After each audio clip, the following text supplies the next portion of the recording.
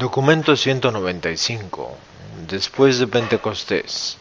Los resultados de la predicación de Pedro el día de Pentecostés fueron tales que decidieron la política futura y determinaron los planes de la mayoría de los apóstoles en sus esfuerzos por proclamar el Evangelio del Reino.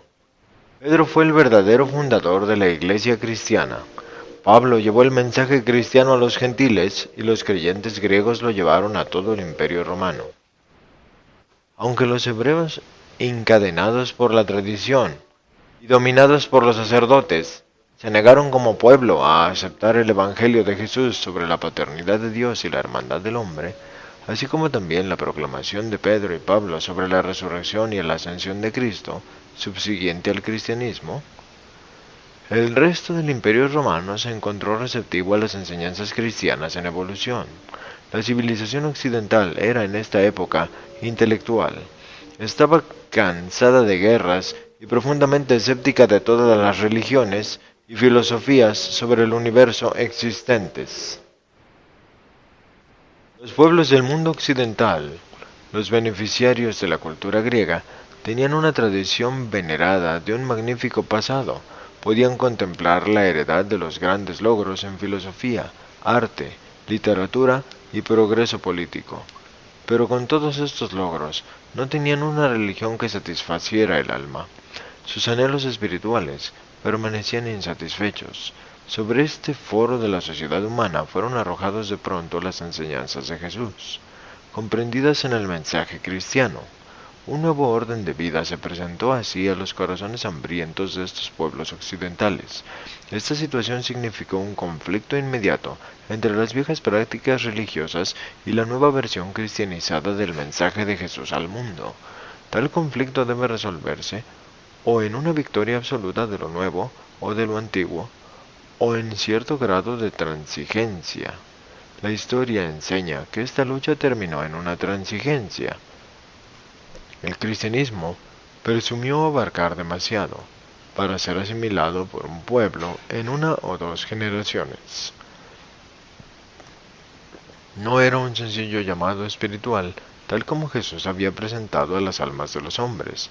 Muy pronto adoptó una actitud decidida sobre ritos religiosos, educación, magia, medicina, arte, literatura, ley, gobierno, moral, reglamentación sexual, poligamia y en forma limitada incluso sobre la esclavitud. El cristianismo no vino solamente como una nueva religión, cosa que estaba esperando todo el Imperio Romano y el Oriente, sino como un nuevo orden de sociedad humana. Y siendo tal pretensión como era el cristianismo, precipitó rápidamente el conflicto sociomoral de los siglos. Los ideales de Jesús, tal como fueron reinterpretados por la filosofía griega y socializados en el cristianismo, desafiaron audazmente las tradiciones de la raza humana contenidas en la ética moral y religiones de la civilización occidental.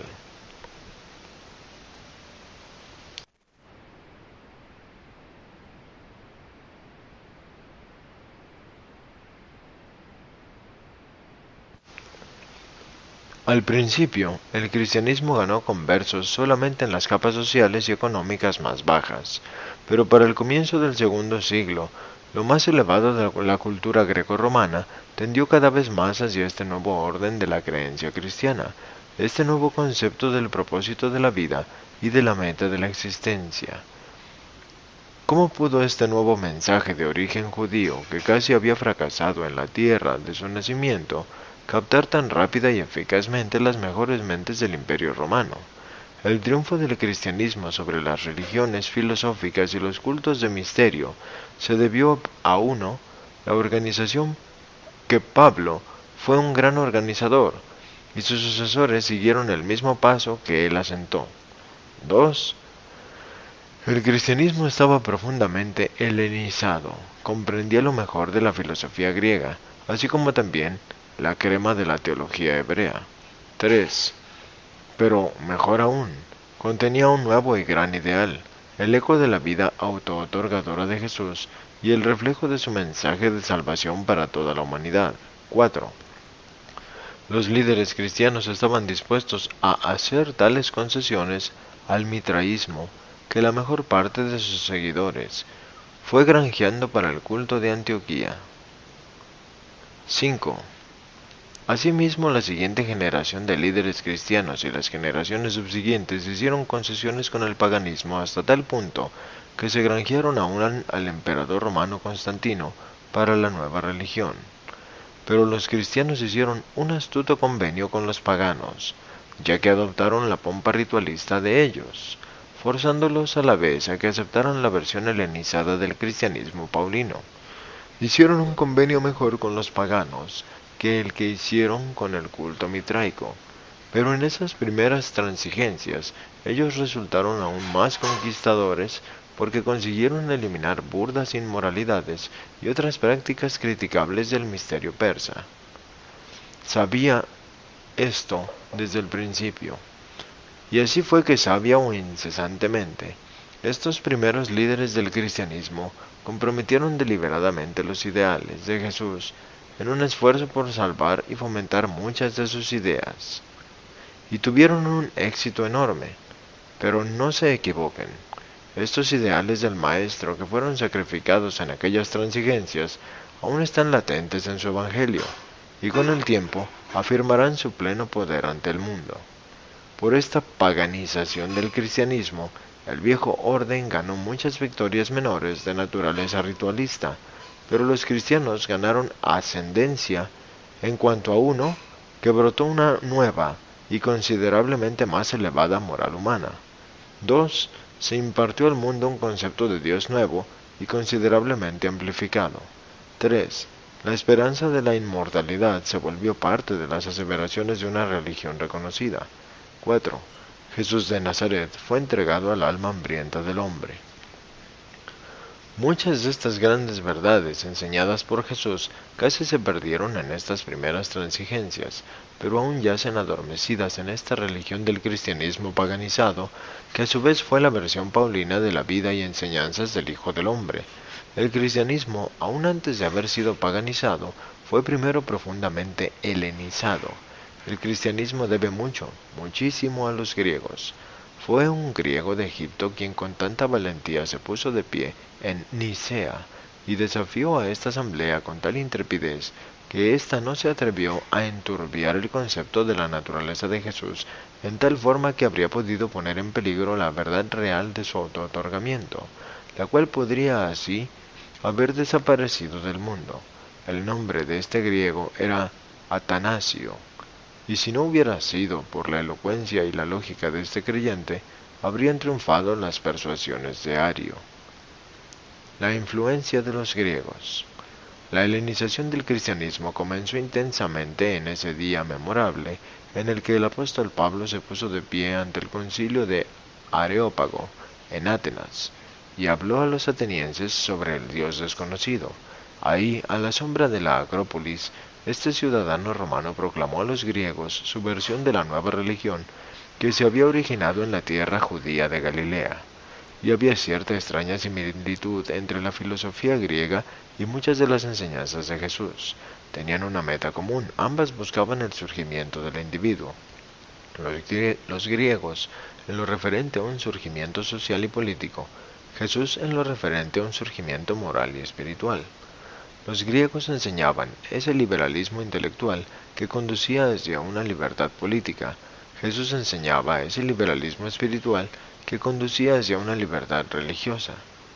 Estas dos ideas juntas constituyeron un nuevo y poderoso código para la libertad humana y presagiaron la libertad social, política y espiritual del hombre. El cristianismo nació y triunfó sobre todas las otras religiones debido principalmente a dos factores. La mente griega estaba dispuesta a tomar prestadas ideas nuevas y buenas, incluso de los judíos. Y Pablo y sus sucesores estaban dispuestos a negociar y sabían hacerlo con astucia y sagacidad. Eran hábiles traficantes teológicos.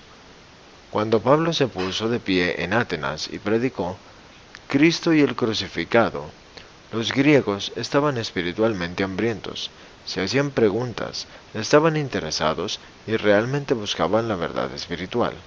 No olviden jamás que al principio los romanos lucharon contra el cristianismo, mientras que los griegos lo abrazaron, y fueron estos quienes literalmente forzaron a los romanos posteriormente a la aceptación de esta nueva religión, con las modificaciones entonces adoptadas como parte de la cultura griega. Los griegos veneraban la belleza, los judíos la santidad, pero ambos pueblos amaban la verdad. Durante siglos, los griegos habían pensado seriamente y debatido con sinceridad sobre todos los problemas humanos, sociales, económicos, políticos y filosóficos, con excepción de la religión. Pocos entre los griegos se habían ocupado de la religión con profundidad, ni siquiera tomaban muy en serio su propia religión. Durante siglos los judíos ignoraron estos otros campos del pensamiento, concentrándose en la religión. Tomaban su religión muy seriamente, demasiado en serio. Iluminado por el contenido del mensaje de Jesús, el producto conjunto de siglos del pensamiento de estos dos pueblos se convirtió en ese momento en el poder impulsor de un nuevo orden de la sociedad humana y hasta cierto punto de un nuevo orden de creencias y prácticas religiosas de la humanidad. La influencia de la cultura griega ya había penetrado en las tierras del Mediterráneo occidental cuando Alejandro diseminó la civilización helenista por el mundo del cercano oriente. Los griegos fueron bien con su religión y su política mientras estuvieron organizados en pequeñas ciudades y estados.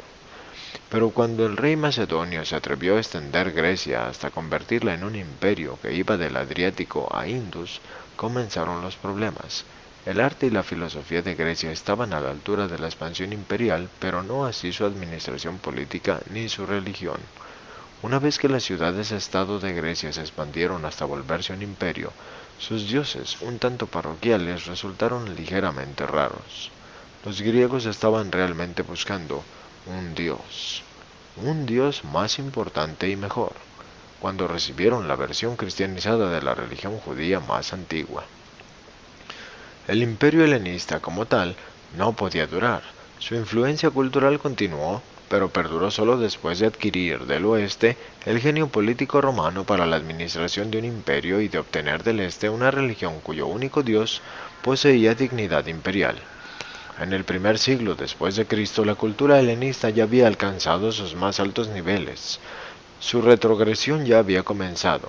El conocimiento avanzaba, pero el genio estaba declinado.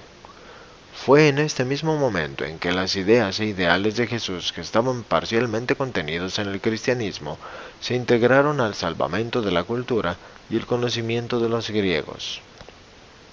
Alejandro había atacado el Oriente con el don cultural de la civilización griega. Pablo asaltaba el Occidente con la versión cristiana del Evangelio de Jesús. Y dondequiera que prevaleciera la cultura griega en Occidente, allí echó raíces el cristianismo helenizado. La versión oriental del mensaje de Jesús, aunque permaneció más fiel a sus enseñanzas, continuó siguiendo la actitud poco transigente de Abner. No progresó jamás como lo hizo la versión helenizada, sino que finalmente se malogró dentro del movimiento islámico. La influencia romana. Los romanos se adueñaron físicamente de la cultura griega, reemplazando el gobierno por la reparticipación con un gobierno representativo. Y este cambio pronto favoreció al cristianismo, ya que Roma introdujo en todo el mundo occidental una nueva tolerancia de idiomas y pueblos extranjeros y aun de religiones ajenas. Muchas de las primeras persecuciones de los cristianos en Roma se debieron solamente a su uso desafortunado de la palabra reino. En sus predicaciones los romanos toleraban todas las religiones, pero eran muy sensibles a todo lo que se asemejara a la rivalidad política. Así pues, cuando amainaron estas primeras persecuciones causadas principalmente por un malentendido, el campo de la propaganda religiosa estuvo plenamente abierto. Los romanos se interesaban por la administración política, el arte y la religión les importaban poco, pero eran inusitadamente tolerantes hacia los dos. La ley oriental era rígida y arbitraria, la ley griega era fluida y artística, la ley romana tenía dignidad y fomentaba el respeto. La educación romana producía una lealtad inusitada y sólida. Los primeros romanos eran individuos políticamente dedicados y sublimemente consagrados. Eran honestos, trabajadores y leales a sus ideales, pero no tenían una religión que valiera la pena. No es de extrañar que sus maestros griegos pudieran persuadirles a que aceptaran el cristianismo de Pablo, y estos romanos eran un gran pueblo, podían gobernar el occidente porque sabían gobernarse a sí mismos. Tal incomparable honestidad y devoción y firme autocontrol constituía el terreno ideal para recibir y hacer crecer la semilla del cristianismo. Fue fácil para estos greco-romanos volverse tan espiritualmente dedicados a una iglesia institucional como lo eran políticamente al Estado. Los romanos tan solo lucharon contra la iglesia cuando tuvieron miedo de que ésta compitiera con el Estado. Roma, que tenía escasa filosofía nacional y cultura original, tomó la cultura griega como propia y audazmente adoptó a Cristo para su filosofía moral. El cristianismo se volvió la cultura moral de Roma, pero no en realidad su religión, en el sentido de una experiencia individual de crecimiento espiritual entre los que abrazaron esta nueva religión en forma tan masiva. Por cierto, es verdad que hubo muchos individuos capaces de franquear la superficialidad de esta religión estatal, encontrando así, para el alimento de su alma, los valores auténticos de los significados ocultos contenidos en las verdades latentes del cristianismo helenizado y paganizado. Los estoicos, con su fuerte llamado a la naturaleza y la conciencia, habían preparado a Roma aún mejor para recibir a Cristo. Por lo menos en un sentido intelectual, el romano era abogado por naturaleza y adiestramiento. Veneraba incluso las leyes de una naturaleza y ahora en el cristianismo discernía en las leyes de la naturaleza también las leyes de Dios. Un pueblo que pudo producir a Cicerón y a Virgilio estaba maduro para el cristianismo helenizado de Pablo. Así pues, estos griegos romanizados obligaron tanto a los judíos como a los cristianos a que filosofaran su religión, coordinaran sus ideas y sistematizaran sus ideales, a fin de adaptar las prácticas religiosas a la corriente de la vida existente.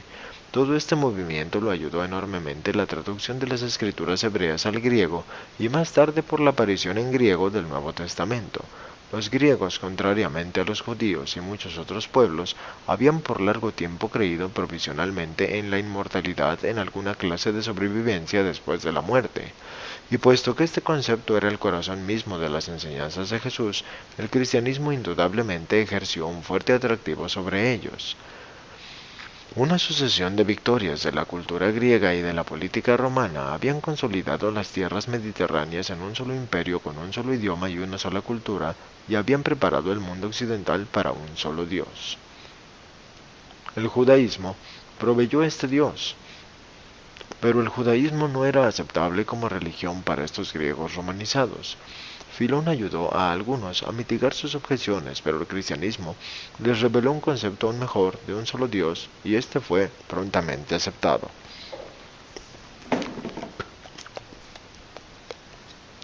Bajo el Imperio Romano. Después de la consolidación del gobierno político romano y tras la diseminación del cristianismo, los cristianos se encontraron con un Dios único, un gran concepto religioso, pero sin imperio.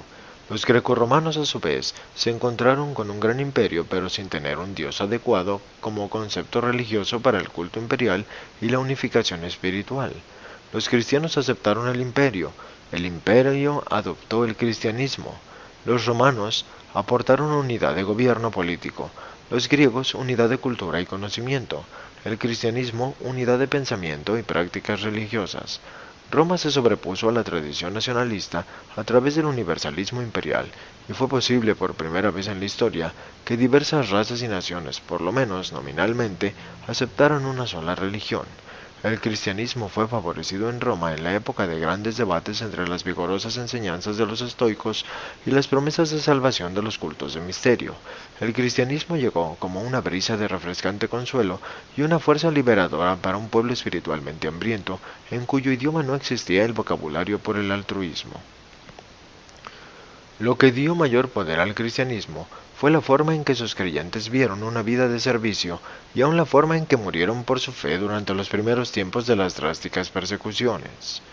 La enseñanza sobre el amor de Cristo por los niños puso fin prontamente a la práctica común de poner muerte en los niños no deseados particularmente y también en las niñas.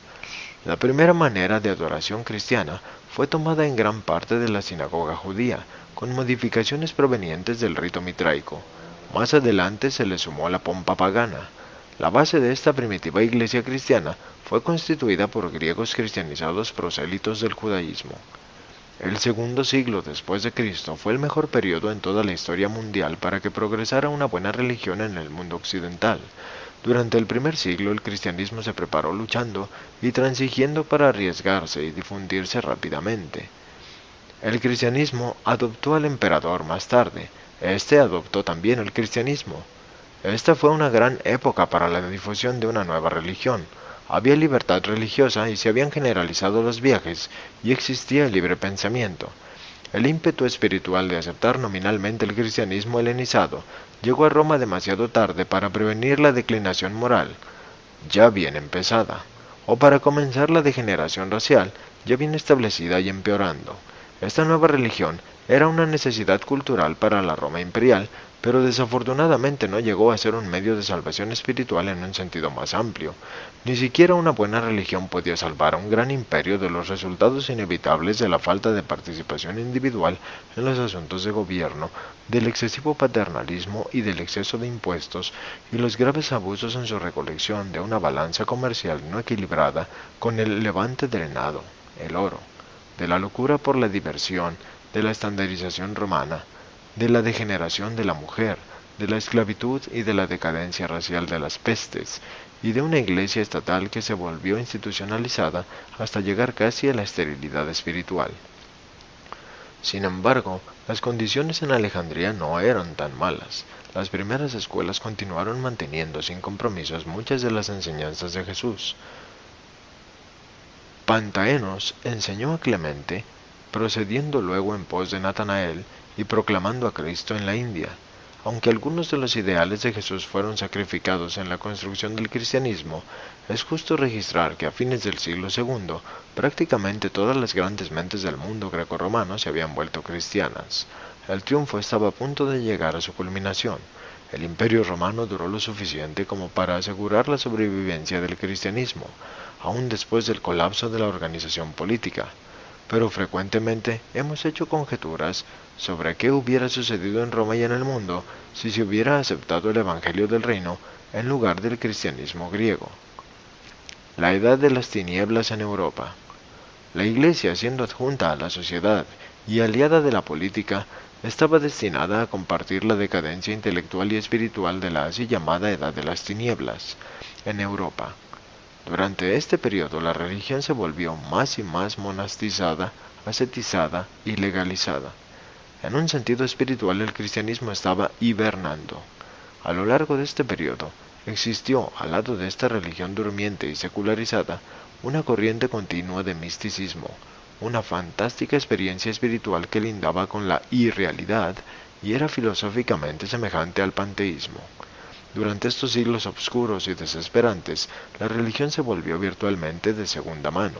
El individuo se perdió casi completamente dentro de la autoridad, la tradición y la dictadura sobrecogedoras de la Iglesia. Una nueva amenaza espiritual surgió con la creación de una pléyade de santos, que se suponía que tenían una influencia especial en las cortes divinas y que por consiguiente, si el suplicante se les dirigía en forma eficaz, podían interceder ante los dioses en nombre del hombre. Pero el cristianismo estaba suficientemente socializado y paganizado como para que, aunque estuvo impotente a impedir el advenimiento de la Edad de las Tinieblas, se encontrara mejor preparado para sobrevivir este largo periodo de tinieblas morales y de estancamiento espiritual.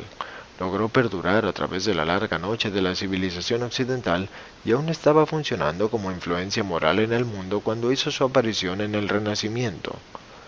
La rehabilitación del cristianismo, tras el paso de la época del oscurantismo, resultó en la aparición de numerosas sectas de enseñanzas cristianas, cuyas creencias fueron adaptadas para ciertos tipos intelectuales, emocionales y espirituales de la personalidad humana. Y muchos de estos grupos cristianos especiales o familias religiosas aún perduran en el momento en que hacemos esta presentación. El cristianismo evidencia la historia de haberse originado de la transformación no intencionada de la religión de Jesús a una religión sobre Jesús.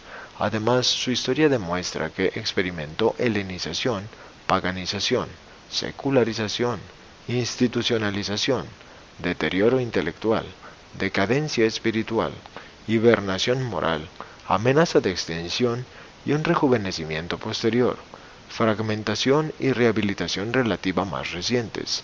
Tales antecedentes indican una vitalidad inherente y la posesión de vastos recursos de recuperación, y este mismo cristianismo está ahora presente en el mundo civilizado de los pueblos occidentales y se enfrenta con una lucha por su existencia que es aún más ominosa que esas crisis memorables que caracterizaron sus pasadas batallas por lograr el dominio.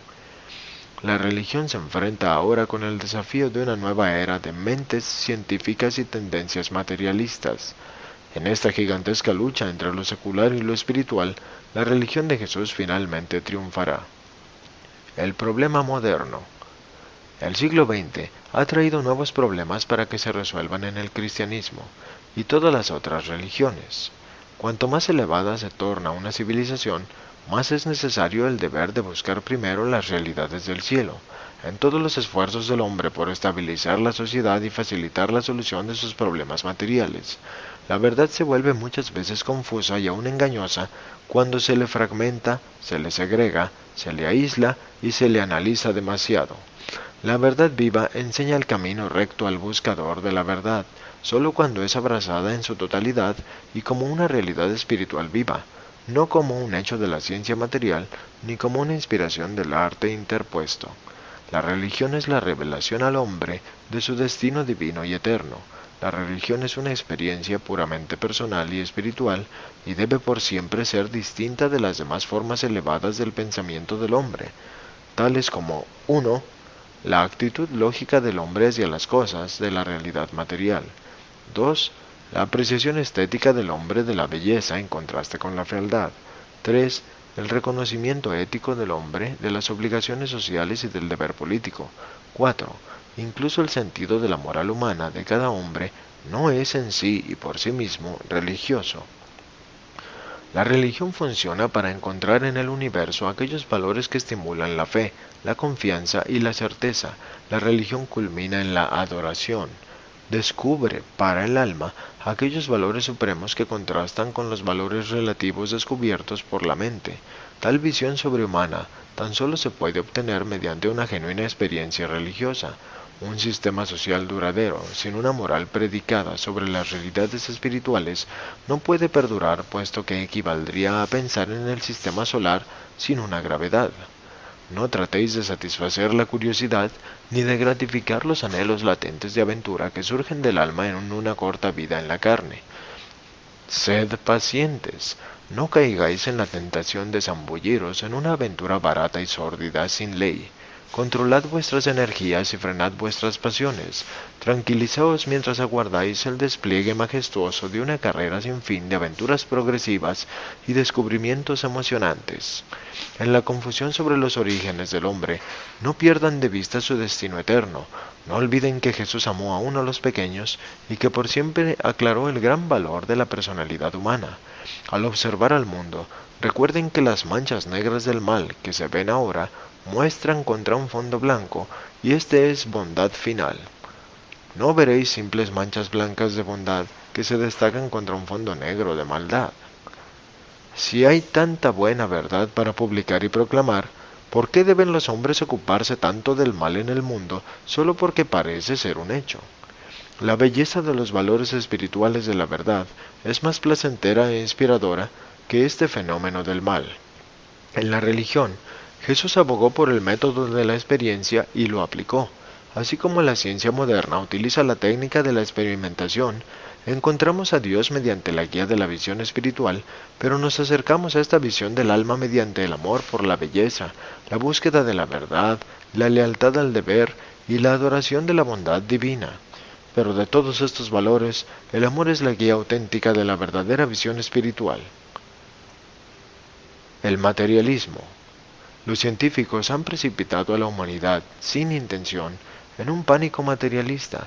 Han desencadenado sin quererlo un pánico bancario en el banco moral de las edades. Pero este banco de experiencia humana tiene vastos recursos espirituales. Puede aguantar las demandas que se le hagan. Solo los hombres irreflexivos llegan al pánico sobre los recursos espirituales de la raza humana. Cuando se acabe el pánico materialista y secular, la religión de Jesús no estará en la bancarrota. El banco espiritual del reino del cielo pagará con fe, esperanza y certeza moral a todos los que pidan sus bienes en su nombre. Sea cual fuera el conflicto aparente entre el materialismo y las enseñanzas de Jesús, pueden estar seguros de que las eras por venir, las enseñanzas del Maestro triunfarán. Plenamente, en realidad, la verdadera religión no puede entrar en controversia con la ciencia. De ninguna manera le conciernen las cosas materiales. La religión sencillamente es indiferente, aunque es simpatizante a la ciencia. En cambio, se preocupa supremamente por el científico. La búsqueda del mero conocimiento, sin la interpretación concomitante de la sabiduría y la visión espiritual de la experiencia religiosa, finalmente lleva al pesimismo y a la desesperanza humana. Un conocimiento limitado es verdaderamente desconcertante. En el momento de la escritura de este documento, ya ha pasado lo peor de la era materialista, ya se asoma una era de mejor comprensión. Las mentes más elevadas del mundo científico ya no son totalmente materialistas en su filosofía, pero la gente común y corriente aún se inclina en esa dirección como resultado de las enseñanzas anteriores. Pero esta era de realismo físico es tan solo un episodio pasajero de la vida del hombre en la Tierra. La ciencia moderna no ha tocado a la verdadera religión. Las enseñanzas de Jesús tal como se traducen en la vida de sus creyentes, y todo lo que la ciencia ha hecho, es destruir las ilusiones infantiles de las interpretaciones erróneas de la vida. La ciencia es una experiencia cuantitativa, la religión es una experiencia cualitativa, en lo que se refiere a la vida del hombre en la tierra. La ciencia se ocupa de los fenómenos, la religión de los orígenes, valores y metas. Asignar causas como explicación de los fenómenos físicos equivale a confesar ignorancia de los factores últimos, y por fin, tan solo conduce al científico directamente de vuelta a la primera gran causa, que es el Padre Universal del Paraíso. El cambio violento de una era de milagros a una era de máquinas ha demostrado ser perturbador para el hombre. La ingeniosidad y dexteridad de las falsas filosofías mecanicistas traicionan sus mismos argumentos mecanicistas. La agilidad fatalista de la mente materialista por siempre refuta su afirmación de que el universo es un fenómeno energético, ciego y sin sentido. El naturalismo mecanicista de algunos hombres, supuestamente instruidos, y el secularismo sin raciocinio del hombre de la calle, se ocupan exclusivamente de cosas.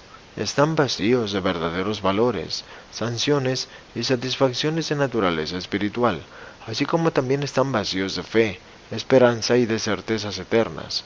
Uno de los grandes problemas de la vida moderna es que el hombre piensa que está demasiado ocupado para encontrar tiempo para la meditación espiritual y la devoción religiosa. El materialismo reduce al hombre a un estado de autómata sin alma y lo transforma en un simple símbolo aritmético que halla un sitio desamparado en la fórmula matemática de un universo mecanicista sin romanticismo. Pero, ¿de dónde proviene este vasto universo matemático si no existe un maestro matemático? La ciencia puede explayarse sobre la conservación de la materia, pero la religión valida la conservación del alma de los hombres. Se interesa por su experiencia de las realidades espirituales y de los valores eternos. El sociólogo materialista de hoy estudia la comunidad, hace informes sobre ella y deja a la gente tal como la encontró. 1900 años atrás, ciertos galileos ignorantes observaron a Jesús dar su vida como contribución espiritual a las experiencias interiores del hombre y salieron luego y transformaron al imperio romano entero. Pero los líderes religiosos cometen un grave error cuando lo intentan llamar al hombre moderno a la lucha espiritual con las trompetas de la Edad Media.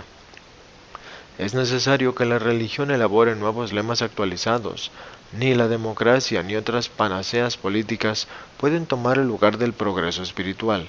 Las religiones falsas pueden representar una evasión de la realidad, pero Jesús, en su Evangelio, llevó al hombre mortal a la puerta misma de la realidad eterna del progreso espiritual. Decir que la mente surgió de la materia no explica nada. Si el universo fuera tan solo un mecanismo y la mente parte integrante de la materia, no tendríamos jamás dos interpretaciones distintas de ningún fenómeno observado. Los conceptos de verdad, belleza y bondad no son inherentes ni a la física ni a la química. Una máquina no puede saber, y mucho menos saber la verdad. tener hambre de rectitud y apreciar la bondad. La ciencia puede ser física, pero la mente del científico que discierne la verdad es a la vez supermaterial. La materia no conoce la verdad, tampoco puede amar la misericordia, ni regocijarse en las realidades espirituales. Las convicciones morales basadas en el esclarecimiento espiritual y arraigadas en la experiencia humana son tan reales y certeras como las deducciones matemáticas basadas en las observaciones físicas, pero se encuentran en otro nivel más elevado. Si los hombres fueran tan solo máquinas reaccionarias, más o menos reaccionarían uniformemente al universo material. No existirían ni la individualidad y aún menos la personalidad. El hecho del mecanismo absoluto del paraíso en el centro del universo de los universos, en presencia de la abolición incondicionada de la segunda fuente y centro, hace por siempre certero el hecho de que el determinismo no constituye la ley exclusiva del cosmos. El materialismo está allí, pero no es exclusivo. El mecanismo está allí, pero no es incondicionado. El determinismo sí está allí, pero no está solo. El universo finito de la materia con el tiempo se tornaría uniforme y determinista si no fuera por la presencia combinada de la mente y el espíritu. La influencia de la mente cósmica inyecta constantemente espontaneidad aún en los mundos materiales. La libertad, la iniciativa en cualquier reino de la existencia es directamente proporcional al grado de la influencia espiritual y el control de la mente cósmica, o sea, en la experiencia humana, el grado de la actualidad de hacer la voluntad del Padre. Así pues, una vez que comiencen a encontrar a Dios, esa será la prueba conclusiva de que Dios ya los ha encontrado a ustedes.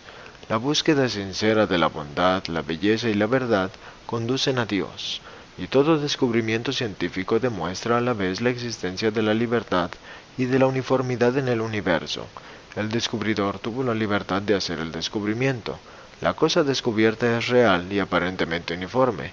De lo contrario, no habría sido posible que fuera conocida como una cosa.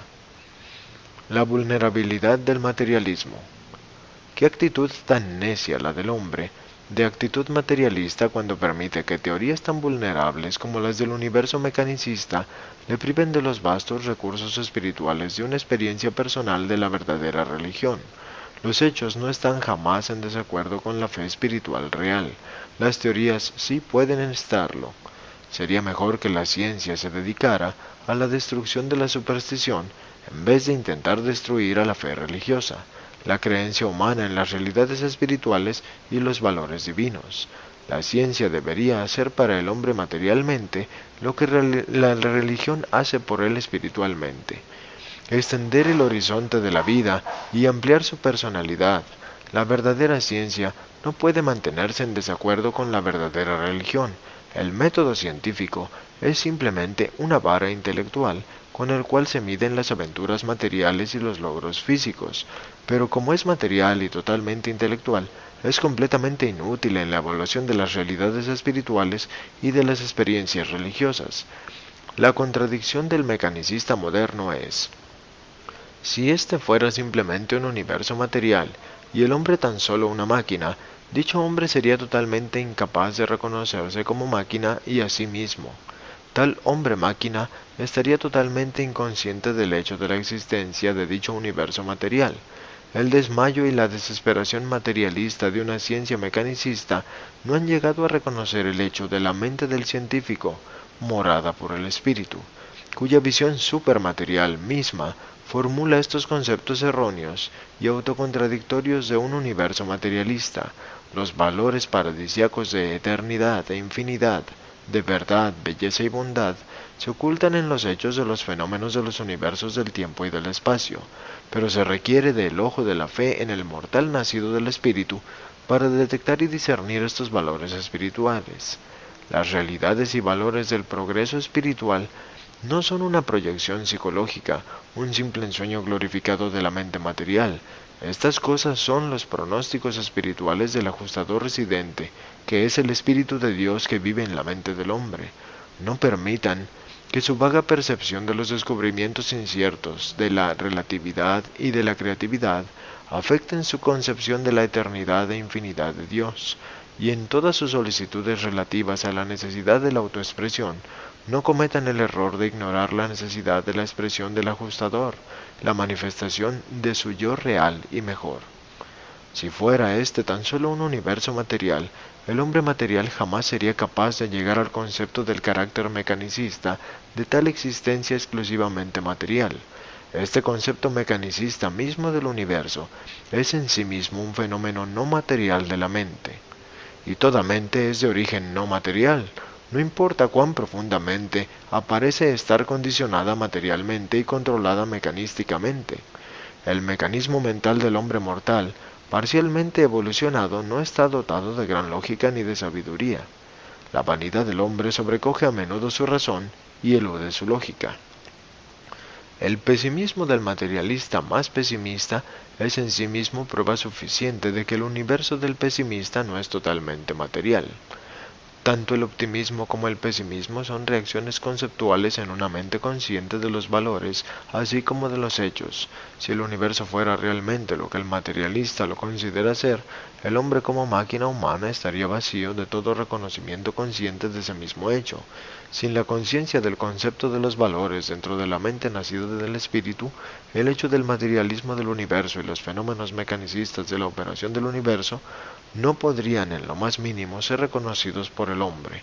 Una máquina no puede tener conciencia ni de la naturaleza ni del valor de otra máquina. Una filosofía mecanicista de la vida y del universo no puede ser científica porque la ciencia tan solo reconoce y trata la materia y los hechos. La filosofía es inevitablemente supercientífica. El hombre es un hecho material de la naturaleza, pero su vida es un fenómeno que trasciende los niveles materiales de la naturaleza porque exhibe los atributos de control de la mente y las cualidades creadoras del espíritu. El esfuerzo sincero del hombre por volverse un mecanicista representa el fenómeno trágico del fútil esfuerzo de ese hombre por cometer un suicidio intelectual y moral, pero no consigue hacerlo. Si el universo fuera tan solo material y el hombre una máquina, no habría ciencia para instigar al científico a que postule esta mecanización del universo. Las máquinas no pueden medir, clasificar ni evaluarse a sí mismas. Semejante acción científica tan solo puede ser ejecutada por una entidad del estado de supermáquina. Si la realidad del universo fuera tan solo una vasta máquina, entonces el hombre tendría que estar fuera del universo y separado de él para poder reconocer semejantes hechos y tener conciencia de la visión que se oculta en tal evaluación. Si el hombre fuera tan solo una máquina, ¿mediante qué técnica llega este hombre a creer o declarar que sabe que él es tan solo una máquina? La experiencia de la evaluación autoconsciente del yo no es nunca el atributo de una mera máquina. Un mecanicista autoconsciente y dedicado es la mejor respuesta posible al mecanicismo. Si el materialismo fuera un hecho, no podría haber mecanicistas autoconscientes. También es verdad que hace falta ser una persona moral para poder realizar acciones inmorales. El concepto mismo del materialismo implica una conciencia supermaterial de la mente que presume afirmar tales dogmas. Un mecanismo puede deteriorarse, pero jamás puede progresar. Las máquinas no piensan, no crean, no sueñan, no aspiran, no idealizan, no tienen hambre de verdad ni sed de rectitud, no motivan su vida con la pasión de servir a otras máquinas ni de elegir como fin de una progresión eterna la tarea sublime de encontrar a Dios y de tratar de ser como Él. Las máquinas no son nunca intelectuales, emocionales, estéticas, éticas, morales ni espirituales. En una civilización elevada, el arte humaniza la ciencia, siendo espiritualizada a su vez por la verdadera religión, la visión de los valores eternos y espirituales. El arte representa una evaluación espacio-temporal de la realidad. La religión es el abrazo divino de los valores cósmicos y connota una progresión eterna en la ascensión y la expansión espirituales. El arte temporal es peligroso solo cuando se enceguece ante las normas espirituales de los modelos originales divinos que la eternidad refleja como sombras temporales de la realidad. El verdadero arte es la manipulación efectiva de las cosas materiales de la vida. La religión es la transformación ennoblecedora de los hechos materiales de la vida y no cesa jamás en su evaluación espiritual del arte. Qué necio es presumir que un autómata pueda concebir la filosofía del automatismo. y que es ridículo que presuma formar tal concepto relativo a otros autómatas semejantes. Toda interpretación científica del universo material es inútil, a menos que provea al científico de su debido reconocimiento. Ninguna apreciación del arte es genuina, a menos que acuerde reconocimiento al artista. Ninguna evaluación de la moral es válida, a menos que incluya al moralista. Ningún reconocimiento de la filosofía es edificante si ignora al filósofo, y la religión no puede existir sin la experiencia real del religioso, que en esta misma experiencia y por la misma trata de encontrar a Dios y de conocerlo. Asimismo, el universo de los universos no tiene significado aparte del yo soy, el infinito Dios que lo hizo e incesantemente lo dirige. Los mecanicistas, los humanistas, tienden a seguir las corrientes materiales, los idealistas y los espiritistas se atreven a usar su remo con inteligencia y vigor para modificar el aparente curso puramente material de las corrientes de la energía. La ciencia vive por las matemáticas de la mente, la música expresa el ritmo de las emociones, la religión es el ritmo espiritual del alma en armonía espaciotemporal con las medidas de melodía más elevadas y eternas de la infinidad. La experiencia religiosa es en la vida humana algo que es verdaderamente supermatemático. En el lenguaje, el alfabeto representa el mecanismo del materialismo, mientras que las palabras que expresan el significado de 1000 pensamientos, de grandes ideas y de nobles ideales, amor y odio, cobardía y valor, representan la actuación de la mente dentro del alcance definido tanto por la ley material como por la espiritual dirigida por la afirmación de la voluntad de la personalidad y limitada por la dote situacional inherente. El universo no es como las leyes, los mecanismos y las uniformidades que descubre un científico y que llega a considerar ciencia, sino más bien como el científico curioso, pensante, seleccionador, creador, combinante y discriminante que así observa los fenómenos del universo y clasifica los hechos matemáticos inherentes a las fases mecanicistas de la faz material de la creación. Tampoco es el universo como el arte del artista, sino más bien como el artista que lucha, sueña, aspira y avanza buscando trascender el mundo de las cosas materiales en un esfuerzo por alcanzar una meta espiritual. El científico, y no la ciencia, percibe la realidad de un universo de energía y materia en evolución y avance. El artista, y no el arte, demuestra la existencia de un mundo morontial transitorio que interviene entre la existencia material y la libertad espiritual. El religioso, y no la religión, prueba la existencia de las realidades del espíritu y de los valores divinos que se han de encontrar en el progreso de la eternidad. El totalitarismo secular. Pero aun cuando el materialismo y el mecanicismo hayan sido más o menos derrotados, la influencia devastadora del secularismo del siglo XX seguirá frustrando la experiencia espiritual de millones de almas desprevenidas. El secularismo moderno ha sido fomentado por dos influencias mundiales. El padre del secularismo fue la actitud de la así llamada ciencia atea, de miras estrechas y sin Dios del siglo XIX y del siglo XX. La madre del secularismo moderno fue la totalitaria Iglesia cristiana medieval. El secularismo tuvo su comienzo como protesta contra la dominación casi completa de la civilización occidental por la Iglesia cristiana institucionalizada. En el momento de esta revelación, el clima intelectual y filosófico que prevalece tanto en la vida europea como en la americana es decididamente secular, humanístico, por 300 años. El pensamiento occidental se ha ido secularizando progresivamente.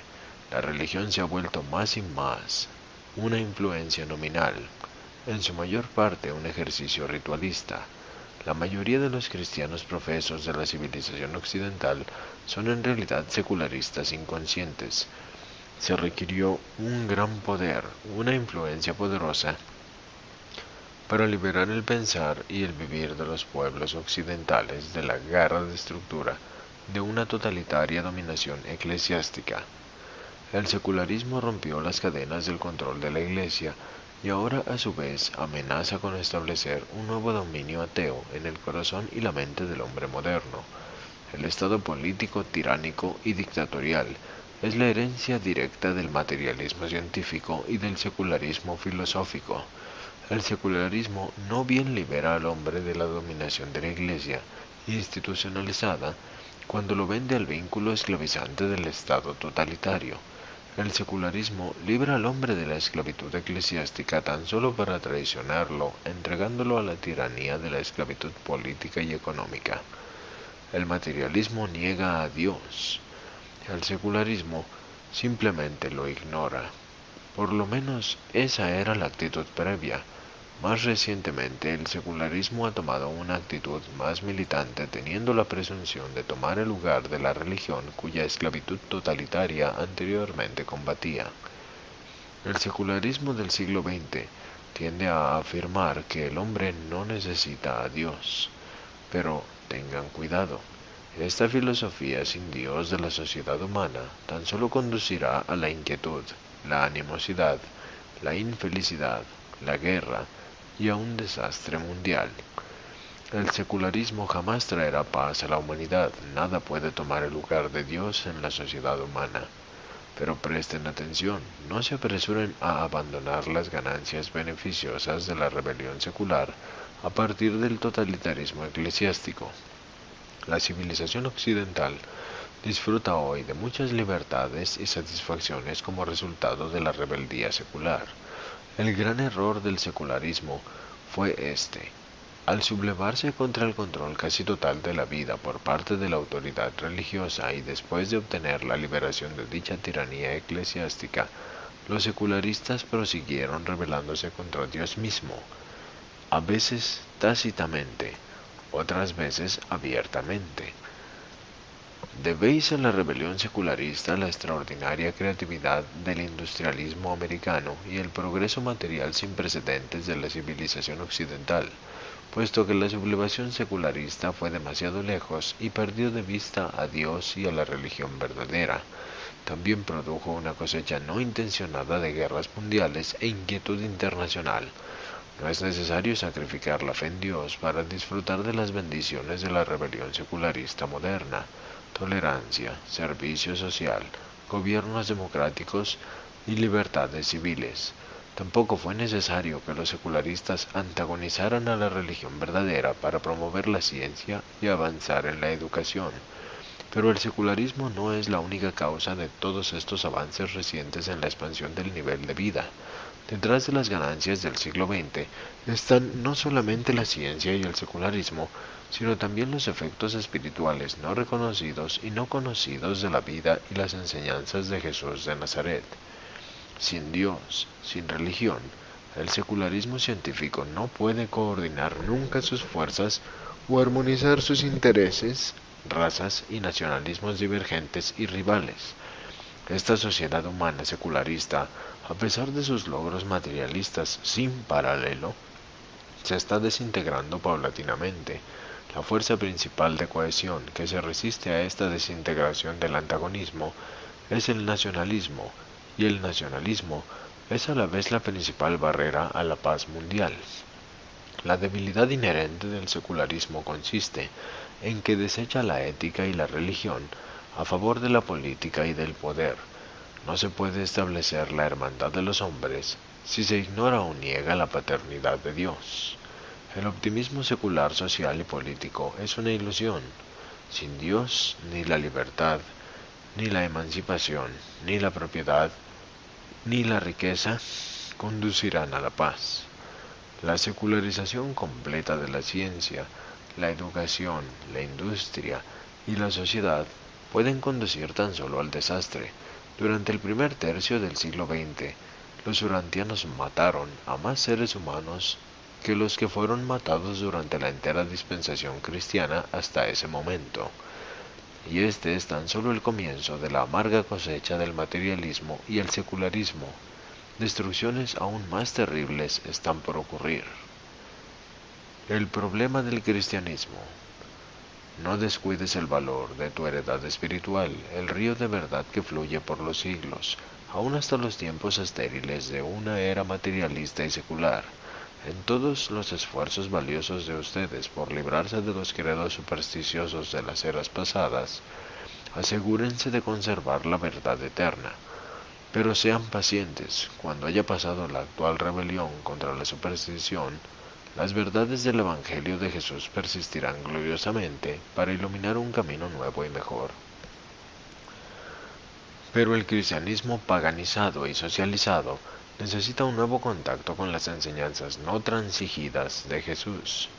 Languidece por falta de una nueva visión de la vida del Maestro en la tierra.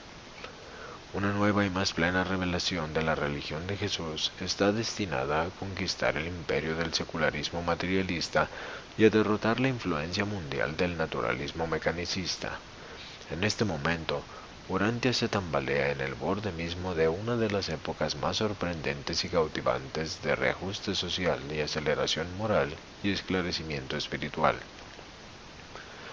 Las enseñanzas de Jesús, aunque grandemente modificadas, sobrevivieron a los cultos de misterio en el tiempo de su nacimiento, a la ignorancia y a la superstición de la edad de las tinieblas, y aún ahora están triunfando poco a poco sobre el materialismo, el mecanicismo y el secularismo del siglo XX. Y estas eras de grandes pruebas y peligros de derrotas siempre son eras de grandes revelaciones. La religión necesita nuevos líderes, hombres y mujeres espirituales que se atrevan a depender solamente de Jesús y de sus enseñanzas incomparables. Si el cristianismo persiste en desatender su misión espiritual mientras sigue ocupándose de los problemas sociales y materiales, el renacimiento espiritual deberá esperar el advenimiento de estos nuevos maestros de la religión de Jesús, que se dedicarán exclusivamente a la regeneración espiritual de los hombres. Entonces, estas almas nacidas del Espíritu proveerán rápidamente el liderazgo y la inspiración que se requieren para una reorganización social, moral, económica y política del mundo. La era moderna se negará a aceptar una religión que no esté de acuerdo con los hechos y que no se armonice con los conceptos más elevados de verdad, belleza y bondad. Está llegando la hora del redescubrimiento de los verdaderos y originales cimientos de distorsionado y comprometido cristianismo de hoy, la verdadera vida y las enseñanzas de Jesús. El hombre primitivo vivió una vida de esclavitud supersticiosa al terror religioso. Los hombres modernos civilizados temen caer bajo el dominio de poderosas convicciones religiosas. El hombre pensante siempre temió caer cautivo de una religión. Cuando una religión poderosa y emocionante amenaza dominarlo, invariablemente trata de racionalizar, tradicionalizar e institucionalizar a dicha religión, con la esperanza de llegar a controlarla. Por medio de este procedimiento, aún una religión revelada se vuelve hecha y dominada por el hombre. Los hombres y mujeres modernos e inteligentes evaden la religión de Jesús porque temen lo que les hará a ellos y lo que hará con ellos. Todos estos temores son bien fundados. La religión de Jesús, en efecto, domina y transforma a sus creyentes, exigiendo que los hombres dediquen la vida a buscar el conocimiento de la voluntad del Padre en el cielo y que las energías del vivir se consagren al servicio altruista de la hermandad del hombre.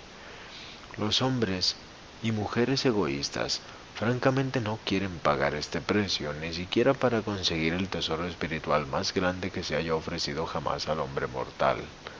Solo cuando el hombre se haya desilusionado suficientemente de las congojas y desencantos que acompañan a la búsqueda necia y engañosa del egoísmo, y haya posteriormente descubierto la esterilidad de la religión formalizada, estará dispuesto a volverse de todo corazón hacia el Evangelio del Reino, la religión de Jesús el Nazareno.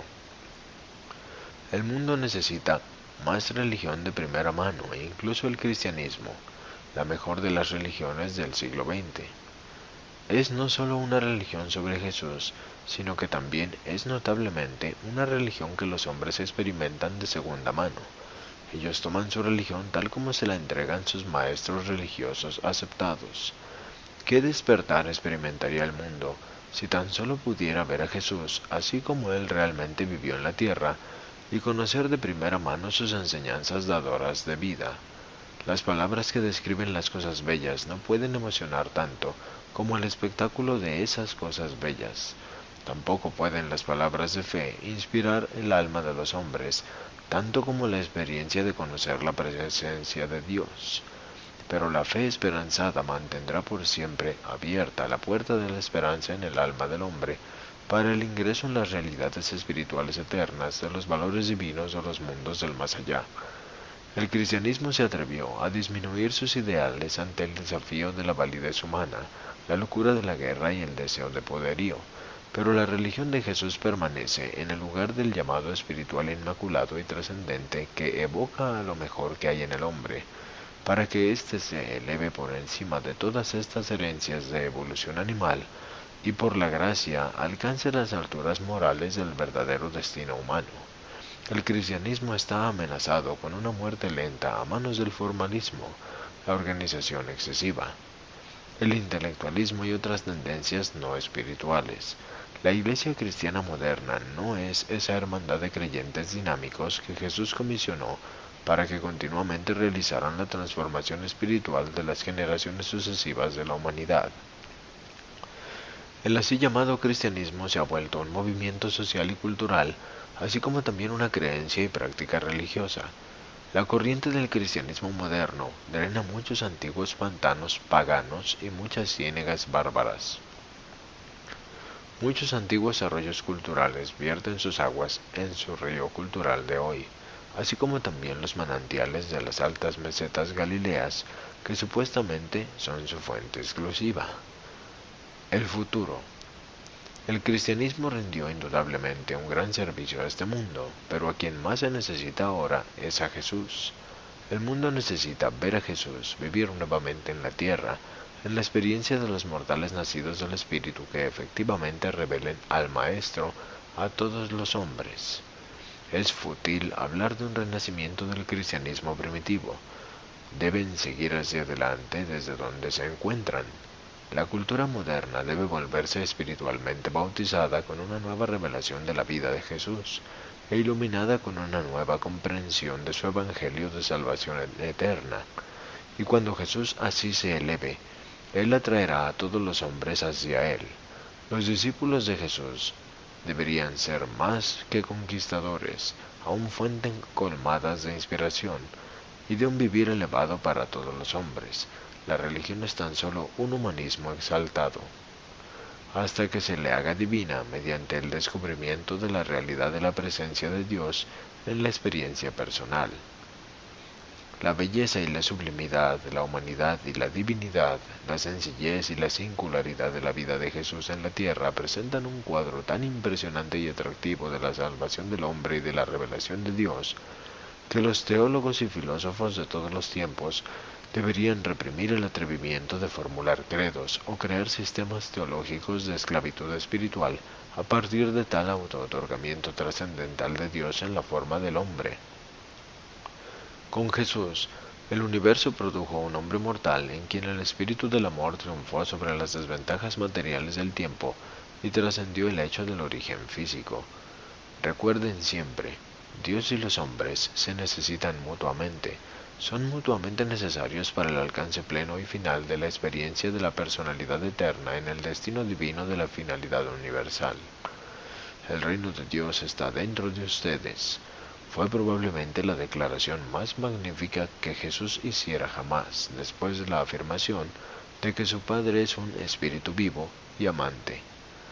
Al ganar almas para el Maestro, no es la primera milla de compulsión, deber o convención la que transformará al hombre y a este mundo, sino más bien la segunda milla de servicio libre y devoción amante de la libertad, que corresponde a los jesuísticos que salen para captar a su hermano en amor y guiarlo espiritualmente hacia el fin más alto y divino de la existencia mortal. El cristianismo aún ahora recorre voluntariosamente la primera milla, pero la humanidad languidece y tropieza en las tinieblas morales porque hay tan pocos corredores genuinos para la segunda milla, tan pocos seguidores profesos de Jesús que realmente viven y aman, así como Él enseñó a sus discípulos a vivir, amar y servir. El llamado a la aventura de construir una sociedad humana nueva y transformada por medio del renacimiento espiritual de la hermandad jesuística del reino debería causar emoción a todos los que creen en él como nunca han estado emocionados los hombres, desde los días en que caminaban por la tierra como sus compañeros en la carne. Ningún sistema social ni régimen político que niegue la realidad de Dios puede contribuir en forma constructiva y duradera al avance de la civilización humana, pero el cristianismo, así como está subdividido y secularizado en el día de hoy, representa el mayor obstáculo para su propio avance ulterior. Especialmente esto es verdad en el Oriente. El eclesiasticismo es por siempre incompatible con la fe viva, con el espíritu en crecimiento y con la experiencia directa de los socios de Jesús en la fe. Dentro de la hermandad del hombre, en la asociación espiritual del reino del cielo, el laudable deseo de preservar las tradiciones del logro pasado conduce a menudo a que se defiendan sistemas de adoración obsoletos. El deseo bien intencionado de fomentar antiguos sistemas de pensamiento impide eficazmente el patrocinio para crear medios y métodos nuevos y adecuados para satisfacer los anhelos espirituales de las mentes en expansión y en avance del hombre moderno. Asimismo, las iglesias cristianas del siglo XX son enormes obstáculos, pero totalmente inconscientes, al avance inmediato del verdadero Evangelio, las enseñanzas de Jesús de Nazaret. Muchas personas sinceras que ofrecerían con regocijo su lealtad al Cristo del Evangelio encuentran difícil apoyar con entusiasmo una iglesia que exhibe tan poco del espíritu de su vida y enseñanzas y que erróneamente se considera fundada por él. Jesús no fundó la así llamada iglesia cristiana, pero ha fomentado en toda forma acorde con su naturaleza dicha iglesia como el mejor exponente existente de su obra de vida en la tierra. Si la iglesia cristiana se atreviera a abrazar el programa del Maestro, miles de jóvenes aparentemente indiferentes correrían a ingresar en dicha empresa espiritual y no titubearían en recorrer todo el camino de esta gran aventura. El cristianismo se enfrenta con el peligro mismo expresado en uno de sus lemas: una casa dividida contra sí misma no puede perdurar. El mundo no cristiano no capitulará ante una cristiandad dividida en sectas. El Jesús vivo es la única esperanza de una posible unificación del cristianismo, la verdadera iglesia. La hermandad jesuística es invisible, espiritual y está caracterizada por la unidad, no necesariamente por la uniformidad. La uniformidad es la característica del mundo físico de naturaleza mecanicista. La unidad espiritual es el fruto de la unión de la fe con el Jesús vivo. Ahora la iglesia visible debería negarse a seguir dificultando el progreso de la hermandad invisible y espiritual del reino de Dios. Y esta hermandad está destinada a tornarse bien y debe tornarse además institucionalizada. Debe ser un organismo vivo en contraste con una organización social, y bien podría utilizar estas organizaciones sociales, pero no puede ser suplantada por ellas. Pero el cristianismo, aún en el siglo XX, no debe despreciarse. Es el producto del genio moral combinado de los hombres conocedores de Dios, de muchas razas durante muchas épocas, y ha sido verdaderamente uno de los más grandes poderes en pos del bien en la tierra, y por lo tanto ningún hombre debe considerarlo con desprecio, a pesar de sus defectos inherentes y adquiridos. El cristianismo sigue tratando de llegar a la mente de los hombres reflexivos con fuentes de emociones y moral. Pero el comprometimiento de la Iglesia en el comercio y en la política no tiene excusa. Estas alianzas profanas son una traición flagrante al Maestro, y los verdaderos amantes de la verdad mucho tardarán en olvidar que esta poderosa iglesia institucionalizada frecuentemente se atrevió a sofocar una fe recién nacida, persiguiendo a los que llevaban la verdad. Si por azar aparecían envueltos en atavios que no fueran ortodoxos. También es muy cierto que esta iglesia no habría sobrevivido a menos que hubiera habido hombres en el mundo que prefirieran este estilo de culto.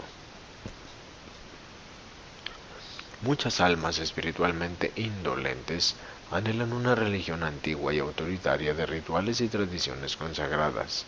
La evolución humana y el progreso espiritual no son suficientes para permitir a todos los hombres el prescindir de la autoridad religiosa, y la hermandad invisible del reino bien podría incluir a estos grupos familiares de distintas clases sociales y temperamentales, si tan solo estas clases desearan volverse hijos de Dios verdaderamente conducidos por el Espíritu. Pero en esta hermandad de Jesús no hay lugar para rivalidades sectarias, resentimientos de grupo, ni afirmaciones con superioridad moral e infalibilidad espiritual. Estas varias agrupaciones de cristianos pueden servir para acomodar los numerosos tipos diferentes de creyentes potenciales entre los varios pueblos de la civilización occidental, pero esta división de la cristiandad presenta una grave debilidad cuando intenta llevar el Evangelio de Jesús a los pueblos orientales. Estas razas aún no comprenden que existe una religión de Jesús separada y en cierto modo apartada del cristianismo, el cual se ha vuelto cada vez más una religión sobre Jesús. La gran esperanza de Urantia yace en la posibilidad de una nueva revelación de Jesús, con una presentación nueva y ampliada de su mensaje salvador, que uniría espiritualmente en servicio amante a las numerosas familias de sus seguidores profesos actuales. Aún la educación secular podría ayudar en este gran renacimiento espiritual si prestara más atención a la labor de enseñar a los jóvenes cómo se realiza la planificación de la vida y el progreso del carácter. El objeto de toda la educación debería ser fomentar y avanzar en el propósito supremo de la vida, el desarrollo de una personalidad majestuosa y bien balanceada. Es muy necesario enseñar disciplina moral, en lugar de tanta autogratificación. Sobre tales cimientos, la religión podría contribuir, y su incentivo espiritual también contribuiría a la expansión y enriquecimiento de la vida mortal, aun a la certeza y engrandecimiento de la vida eterna. El cristianismo es una religión improvisada y por lo tanto debe operar a baja velocidad. Las actuaciones espirituales aceleradas deberán aguardar una nueva revelación y aceptación más generalizada de la verdadera religión de Jesús. Pero el cristianismo es una religión poderosa teniendo en cuenta de que los discípulos comunes de un carpintero crucificado empezaron la carrera de acontecimientos que en 300 años inundaron y conquistaron al mundo romano con estas enseñanzas, triunfando luego sobre los bárbaros que derrotaron a Roma. Este mismo cristianismo conquistó, absorbió y exaltó toda la corriente de la teología hebrea y de la filosofía griega. Luego, tras caer esta religión cristiana en estado de coma por más de 1000 años como resultado de una dosis excesiva de misterios y de paganismo, resucitó y virtualmente reconquistó a todo el mundo occidental. El cristianismo contiene lo suficiente de las enseñanzas de Jesús como para que sea inmortalizado. Si el cristianismo pudiera tan solo captar más de las enseñanzas de Jesús, podría hacer mucho más para ayudar a los hombres y al hombre moderno a solucionar sus problemas nuevos y cada vez más complejos. El cristianismo sufre de un gran obstáculo porque se ha identificado en la mente de todo el mundo como parte del sistema social, la vida industrial y las normas morales de la civilización occidental. Así pues, el cristianismo parecería patrocinar, sin intención, una sociedad que se tambalea bajo el yugo de tolerar una ciencia sin idealismo, una política sin principios, una riqueza sin trabajo, un placer sin límites, un conocimiento sin carácter, un poder sin conciencia y una industria sin moralidad. La esperanza del cristianismo moderno consiste en que deje de patrocinar los sistemas sociales y las políticas industriales de la civilización occidental, inclinándose humildemente ante esa cruz que tan valientemente ensalza para aprender allí, nuevamente, de Jesús de Nazaret, las verdades más grandes que el hombre mortal puede escuchar jamás, el Evangelio vivo de la paternidad de Dios y de la hermandad del hombre.